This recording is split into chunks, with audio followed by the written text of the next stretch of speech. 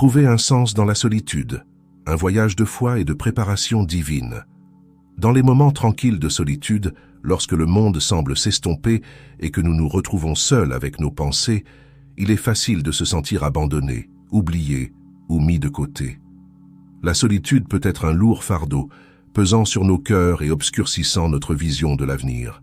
Pourtant, dans ces moments mêmes d'isolement, une vérité profonde attend d'être découverte. Vous n'êtes jamais vraiment seul, et votre solitude a un but divin. Alors que nous nous embarquons ensemble dans ce voyage réflexif, ouvrons nos cœurs à la possibilité que ce qui ressemble à de la solitude soit en réalité un espace sacré créé par un Dieu aimant. Un espace où il vous prépare à quelque chose de plus grand que vous ne pouvez l'imaginer, vous apprenant à ne faire confiance qu'à lui seul et remplissant votre cœur de son amour sans limite. Le dessein divin dans la solitude. Tout au long de l'histoire, de grands hommes et femmes de foi ont connu des périodes d'intense solitude. Moïse a passé 40 ans dans le désert avant de conduire les Israélites hors d'Égypte. Élie a entendu la voix douce et légère de Dieu dans le silence d'une grotte. Jésus lui-même se retirait souvent dans des lieux solitaires pour prier. Ces exemples nous rappellent que la solitude n'est pas une punition, mais une préparation. Dans le psaume 139, 7-10, David exprime magnifiquement l'omniprésence de Dieu. « Où pourrais-je aller loin de ton esprit? Où fuirais-je loin de ta présence? Si je monte aux cieux, tu y es. Si je me couche au séjour des morts, t'y voilà. Si je prends les ailes de l'aurore et que j'aille habiter à l'extrémité de la mer, là aussi ta main me conduira, et ta droite me saisira. » Ce passage nous rassure que même dans nos sentiments les plus profonds d'isolement, Dieu est là. Il ne nous a pas abandonnés. Au contraire, il utilise ce temps pour nous rapprocher de lui, nous affiner et nous préparer à son plus grand dessein. La promesse de la présence de Dieu. L'une des promesses les plus réconfortantes de l'Écriture se trouve dans Hébreux 13:5, où Dieu déclare « Je ne te délaisserai point, et je ne t'abandonnerai point ». Cette promesse est un phare d'espoir dans les moments de solitude. Elle nous rappelle que quelles que soient nos circonstances ou nos sentiments, la présence de Dieu est constante et inébranlable. Quand nous nous sentons seuls, il est crucial de se rappeler que nos perceptions peuvent être trompeuses. Nos émotions peuvent nous dire que nous sommes isolés, mais la parole de Dieu nous dit le contraire. Dans Ésaïe 41:10, Dieu dit « Ne crains rien, car je suis avec toi. Ne promène pas des regards inquiets, car je suis ton Dieu. Je te fortifie. Je viens à ton secours. Je te soutiens de ma droite triomphante. » Ces paroles ne sont pas de simples platitudes, ce sont des assurances divines.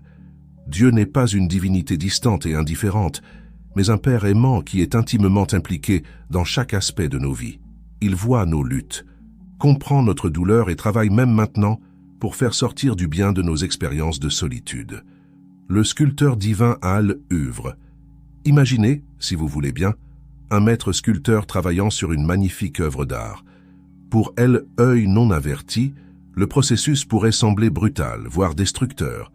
Des morceaux de marbre sont ciselés, laissant la sculpture paraître rugueuse et inachevée pendant un certain temps. Mais le sculpteur voit le chef d'œuvre fini dans son esprit, et chaque coup de ciseau rapproche cette vision de la réalité. De la même manière, Dieu est le sculpteur divin de nos vies. Les périodes de solitude que nous traversons peuvent ressembler à un ciselage douloureux, mais elles font en réalité partie du processus aimant de Dieu pour nous façonner et faire de nous les personnes qu'il nous a créées pour être. Comme il est dit dans Romains 8:28, nous savons, du reste, que toute chose concourt au bien de ceux qui aiment Dieu, de ceux qui sont appelés selon son dessein. Ce verset ne promet pas que tout ce qui nous arrive sera bon, mais il nous assure que Dieu peut et fera concourir toute chose à notre bien. Même notre solitude, aussi douloureuse soit-elle, est tissée dans la tapisserie du grand dessein de Dieu pour nos vies, créer de l'espace pour une connexion divine.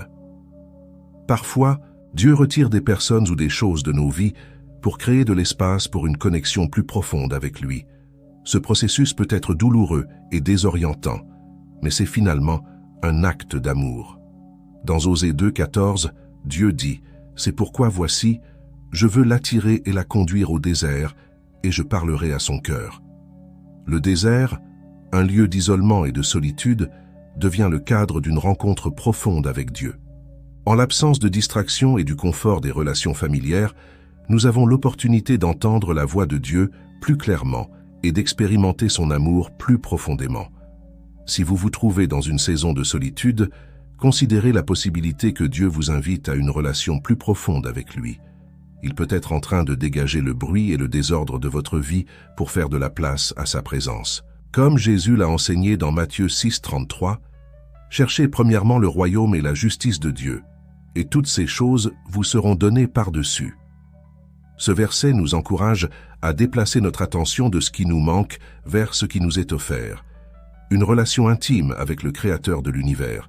Quand nous donnons la priorité à notre relation avec Dieu, tout le reste trouve sa juste place. L, école de la confiance. La solitude peut souvent ressembler à un test, et à bien des égards, c'en est un. C'est un test de notre foi, un défi à notre confiance en la bonté et la provision de Dieu.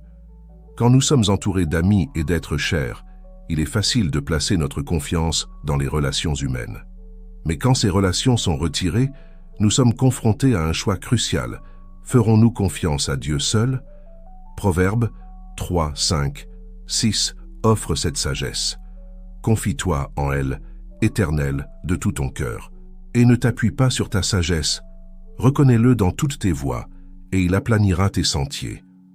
Faire confiance à Dieu dans les moments de solitude signifie croire qu'il a un but pour notre douleur, qu'il fait concourir toutes choses à notre bien et qu'il ne nous abandonnera jamais. Cela signifie choisir de voir notre solitude non pas comme une punition, mais comme une salle de classe où Dieu nous enseigne des leçons inestimables sur la foi, la persévérance et son amour indéfectible. À mesure que nous apprenons à faire plus pleinement confiance à Dieu, nous découvrons une paix qui transcende nos circonstances. Paul écrit dans Philippiens 4, 6, 7 « Ne vous inquiétez de rien, mais en toute chose faites connaître vos besoins à Dieu par des prières et des supplications, avec des actions de grâce, et la paix de Dieu, qui surpasse toute intelligence, gardera vos cœurs et vos pensées en Jésus-Christ. » Cette paix ne dépend pas de notre situation extérieure, mais de notre connexion intérieure avec Dieu. C'est une paix qui peut s'épanouir même au milieu de la solitude, ancrant nos âmes dans l'amour immuable de notre Père céleste, l'amour de Dieu qui remplit le cœur. L'un des aspects les plus beaux du caractère de Dieu est son désir de remplir nos cœurs de son amour. Dans Éphésiens 3, 17, 19, Paul prie pour les croyants, en sorte que Christ habite dans vos cœurs par la foi, afin qu'étant enracinés et fondés dans l'amour, vous puissiez comprendre avec tous les saints quelle est la largeur, la longueur, la profondeur et la hauteur, et connaître l'amour de Christ, qui surpasse toute connaissance, en sorte que vous soyez remplis jusqu'à toute la plénitude de Dieu. Ce passage révèle l'intention de Dieu pour nous, être tellement remplis de son amour qu'il déborde dans chaque aspect de nos vies. Dans les moments de solitude, quand nous nous sentons vides et privés, Dieu veut déverser son amour dans nos cœurs d'une manière que nous n'avons jamais expérimentée auparavant. L'apôtre Jean écrit dans 1 Jean 4, 16 « Et nous avons connu l'amour que Dieu a pour nous, et nous y avons cru. Dieu est amour, et celui qui demeure dans l'amour demeure en Dieu, et Dieu demeure en lui. » Ce verset nous rappelle que l'amour de Dieu n'est pas seulement quelque chose qu'il fait, c'est qui il est. Quand nous nous ouvrons à son amour, nous invitons l'essence même de Dieu à demeurer en nous. À mesure que nous permettons à Dieu de remplir nos cœurs de son amour, nous commençons à voir notre solitude sous un nouveau jour. Elle devient une opportunité d'expérimenter l'amour de Dieu d'une manière plus profonde et plus personnelle. Nous commençons à comprendre que même quand nous nous sentons seuls, nous sommes profondément aimés. La transformation de la solitude. Alors que nous traversons des périodes de solitude, il est important de reconnaître que Dieu ne nous réconforte pas seulement dans notre douleur. Il utilise ce temps pour nous transformer. Romains 12, 2 nous encourage. « Ne vous conformez pas au siècle présent, mais soyez transformés par le renouvellement de l'intelligence, afin que vous discerniez quelle est la volonté de Dieu, ce qui est bon, agréable et parfait. » La solitude offre une opportunité unique pour ce renouvellement de notre esprit.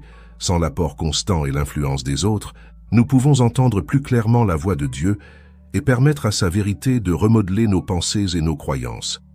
nous pouvons utiliser ce temps pour plonger profondément dans l'Écriture, pour prier sans cesse et pour réfléchir sur le caractère et les promesses de Dieu. En faisant cela, nous pouvons constater que notre perspective sur la solitude commence à changer. Ce qui semblait autrefois être un abandon apparaît maintenant comme un rendez-vous sacré avec Dieu. Ce qui semblait être du vide devient un espace rempli de possibilités divines. Notre solitude devient un creuset où notre foi est affinée et notre caractère est moulé pour ressembler davantage au Christ. Grandir dans la foi, la confiance et la compréhension. Pendant les périodes de solitude, nous avons l'opportunité de grandir dans 3 domaines cruciaux: la foi, la confiance et la compréhension. Notre foi grandit lorsque nous choisissons de croire en la bonté et au dessein de Dieu, même lorsque nous ne pouvons pas les voir ou les ressentir.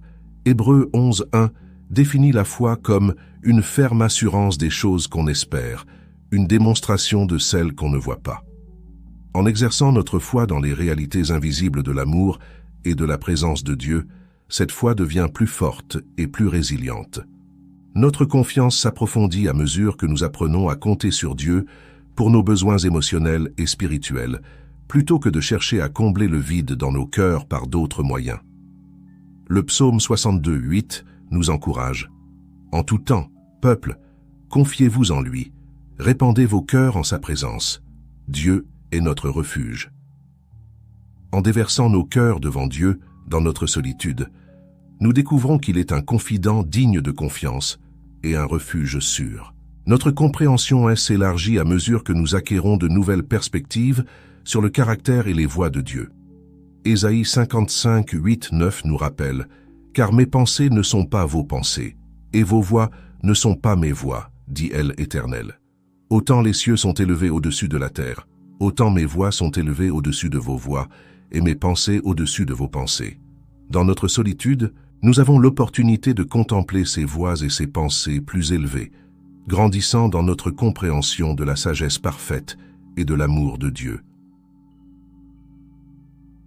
La préparation à quelque chose de plus grand. Alors que nous naviguons à travers les saisons de solitude, il est crucial de se rappeler que Dieu nous prépare à quelque chose de plus grand. Tout comme un agriculteur prépare le sol avant de planter des graines, Dieu prépare le sol de nos cœurs pour une future croissance et fécondité. Dans Jean 15:2, Jésus dit « Tout sarment qui est en moi et qui ne porte pas de fruit, il le retranche, et tout sarment qui porte du fruit, il émonde, afin qu'il porte encore plus de fruits. » L'émondage peut être un processus douloureux, et il implique souvent le retrait et l'isolement, mais il est toujours fait dans le but de produire plus de fruits. Votre expérience actuelle de solitude peut être une saison d'émondage. Dieu peut être en train de retirer des distractions, des relations malsaines ou des dépendances mal placées, afin que vous puissiez porter plus de fruits à l'avenir. Ayez confiance qu'il sait exactement ce qu'il fait et que son timing est parfait. Rappelez-vous l'histoire de Joseph dans le livre de la Genèse. Il a connu une solitude intense et l'isolement, vendu comme esclave par ses frères, faussement accusé et emprisonné. Pourtant, toutes ces expériences le préparaient pour le rôle crucial qu'il allait jouer en sauvant de nombreuses vies pendant une famine sévère. Ce qui semblait être un abandon était en réalité une préparation divine. De la même manière, votre solitude n'est pas du temps perdu. C'est un temps de préparation, de croissance, d'approfondissement de votre relation avec Dieu. Il vous équipe, vous affine et vous positionne pour un but qui n'est peut-être pas encore clair. Comme il est dit dans Éphésiens 2:10, « Car nous sommes son ouvrage, ayant été créés en Jésus-Christ pour de bonnes œuvres que Dieu a préparées d'avance afin que nous les pratiquions. » La communauté des solitaires. Bien que nous nous soyons concentrés beaucoup sur le voyage individuel à travers la solitude, il est important de reconnaître que vous n'êtes pas seul dans votre expérience. Tout au long de l'histoire et autour du monde aujourd'hui, d'innombrables croyants ont parcouru et parcourent ce chemin de solitude sacrée. L'auteur de l'Épître aux Hébreux nous encourage à nous souvenir de ceux qui nous ont précédés. Nous donc aussi, puisque nous sommes environnés d'une si grande nuée de témoins, rejetons tout fardeau et le péché qui nous enveloppe si facilement, et courons avec persévérance dans la carrière qui nous est ouverte, ayant les regards sur Jésus, le chef et le consommateur de la foi, Hébreux 12, 1, 2. Cette nuée de témoins inclut beaucoup de ceux qui ont connu une profonde solitude. Job dans sa souffrance, David se cachant dans des grottes, Jérémie le pieux prophète pleurant, Paul en prison. Leurs histoires de foi au milieu de l'isolement peuvent nous inspirer et nous encourager dans nos propres voyages. De plus, de participer à des communautés de foi en ligne ou simplement d'être ouvert sur vos luttes avec des amis de confiance. Vous pourriez découvrir que votre vulnérabilité crée un espace pour que d'autres partagent leurs propres expériences, formant ainsi une communauté de soutien mutuel et d'encouragement. La fin de la solitude. Bien que les saisons de solitude puissent sembler interminables, il est important de se rappeler qu'elles ont une fin. Dieu promet dans Jérémie 29, 11 « Car je connais les projets que j'ai formés sur vous, dit elle, Éternel, projets de paix et non de malheur, afin de vous donner un avenir et de l'espérance. » Cette promesse ne signifie pas que la vie sera toujours facile ou que nous ne nous sentirons plus jamais seuls, mais elle nous assure que les plans de Dieu pour nous sont bons et qu'il travaille même maintenant pour réaliser ses plans. De plus, en tant que croyants, nous avons l'espoir ultime d'une communion éternelle avec Dieu. Apocalypse 21, 3, 4 peint une belle image de cette réalité future. Et j'entendis du trône une forte voix qui disait « Voici le tabernacle de Dieu avec les hommes. Il habitera avec eux, et ils seront son peuple, et Dieu lui-même sera avec eux. Il essuiera toute larme de leurs yeux, et la mort ne sera plus, et il n'y aura plus ni deuil, ni cri, ni douleur, car les premières choses ont disparu. » Ce jour-là, la solitude n'existera plus. Nous ferons l'expérience d'une communion parfaite et ininterrompue avec Dieu et les uns avec les autres. En attendant, nous pouvons nous accrocher à cet espoir, en le laissant nous soutenir à travers nos moments de solitude et de séparation. Étape pratique en temps de solitude. Bien que nous ayons exploré la signification spirituelle de la solitude, il est également important de considérer les étapes pratiques que nous pouvons entreprendre pendant ces périodes. Voici quelques suggestions. Immergez-vous dans Écriture. Utilisez ce temps pour plonger profondément dans la parole de Dieu. Commencez un plan de lecture biblique ou étudiez un livre de la Bible en profondeur. Développez une vie de prière riche. Pratiquez différentes formes de prière, adoration, confession, action de grâce et supplication. Tenez un journal de prière pour enregistrer vos conversations avec Dieu. Servez les autres. Cherchez des opportunités de servir dans votre église ou votre communauté. Se concentrer sur les besoins des autres peut aider à atténuer les sentiments d'isolement. Cultivez la gratitude. Commencez chaque journée en énumérant 3 choses pour lesquelles vous êtes reconnaissant. La gratitude peut déplacer notre attention de ce qui nous manque à ce que nous avons. Poursuivez un passe-temps ou apprenez une nouvelle compétence. Utilisez votre temps seul de manière productive. Cela peut stimuler votre estime de soi et vous donner un sentiment d'accomplissement. Prenez soin de votre santé physique.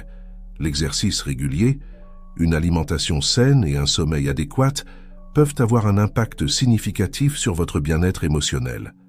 Limitez les médias sociaux. Bien qu'ils puissent nous connecter, une utilisation excessive peut aussi augmenter les sentiments de solitude. Soyez intentionnel dans votre temps en ligne. Tendez la main. Même si vous n'en avez pas envie, faites un effort pour vous connecter régulièrement avec les autres. Un bref appel téléphonique ou un café peut faire une grande différence. Cherchez de l'aide professionnelle si nécessaire. Si vos sentiments de solitude persistent ou sont accompagnés de symptômes de dépression, n'hésitez pas à chercher l'aide d'un conseiller chrétien. Rappelez-vous que prendre ces mesures pratiques ne nie pas votre dépendance envers Dieu. Au contraire, elles sont des moyens de participer activement à l'œuvre que Dieu accomplit dans votre vie pendant cette saison. Une prière pour les personnes solitaires. En conclusion de cette réflexion, tournons nos cœurs vers Dieu dans la prière. Père céleste, nous venons devant toi, reconnaissant nos sentiments de solitude et d'isolement. Dans les moments de calme où nous nous sentons le plus seuls, aide-nous à sentir ta présence. Rappelle-nous, Seigneur, que tu es toujours avec nous, que tu ne nous délaisseras point et ne nous abandonneras point. Nous te remercions pour cette saison de solitude, confiant que tu l'utilises pour nous rapprocher de toi, affiner notre foi et nous préparer au plan que tu as pour nos vies. Aide-nous à voir notre solitude, non pas comme une punition, mais comme un espace sacré où nous pouvons te rencontrer plus profondément. Remplis nos cœurs de ton amour, Seigneur, qu'il déborde dans tous les aspects de nos vies, guérissant nos blessures et transformant notre perspective. Donne-nous la force de faire confiance à ta bonté, même quand nous ne pouvons pas voir ou comprendre tes voies. Utilise ce temps pour renouveler nos esprits et nous transformer à l'image du Christ. Apprends-nous à dépendre de toi seul pour notre réconfort, notre joie et notre but. Aide-nous à grandir dans la foi, à approfondir notre confiance et à élargir notre compréhension de ton caractère et de tes voies. Seigneur, nous te demandons d'utiliser nos expériences de solitude pour ta gloire. Prépare-nous pour les bonnes œuvres que tu as planifiées pour nous. Et en attendant, aide-nous à encourager d'autres qui peuvent marcher sur un chemin similaire. Nous attendons avec espoir le jour où la solitude n'existera plus, où nous habiterons en ta présence pour toujours. En attendant, puissions-nous trouver notre satisfaction en toi seul. Au nom de Jésus, nous prions. Amen. Pensée finale. Un message d'espoir. Alors que nous arrivons à la fin de cette réflexion, rappelez-vous que votre solitude n'est pas sans but. C'est un chapitre de votre histoire, pas le récit entier. Dieu est avec vous dans cette saison, travaillant de manière que vous ne pouvez peut-être pas encore voir ou comprendre. Prenez courage dans les paroles du psalmiste. Espère en elle, Éternel. Fortifie-toi et que ton cœur s'affermisse. Espère en elle, Éternel. Psaume 27, 14. Votre temps d'attente n'est pas du temps perdu. C'est un temps de préparation, de croissance, d'approfondissement de votre relation avec Dieu. Il remplit votre cœur de son amour, vous apprenant à lui faire plus pleinement confiance et vous équipant pour l'avenir qu'il a planifié. Rappelez-vous, vous êtes profondément aimé par le Créateur de l'univers. Il connaît chaque détail de votre vie, chaque sentiment de solitude, chaque larme silencieuse. Et il est fidèle. Il vous fera traverser cette saison, plus fort dans la foi et plus riche dans la compréhension de son amour. Puissiez-vous trouver du réconfort dans sa présence, de la force dans ses promesses et de l'espoir dans son amour indéfectible. Puissiez-vous émerger de cette saison de solitude avec une foi plus profonde, une confiance plus forte et une compréhension plus claire du dessein de Dieu pour votre vie. Et que le Dieu de l'espérance vous remplisse de toute joie et de toute paix dans la foi pour que vous abondiez en espérance par la puissance du Saint-Esprit. Romains 15, 13.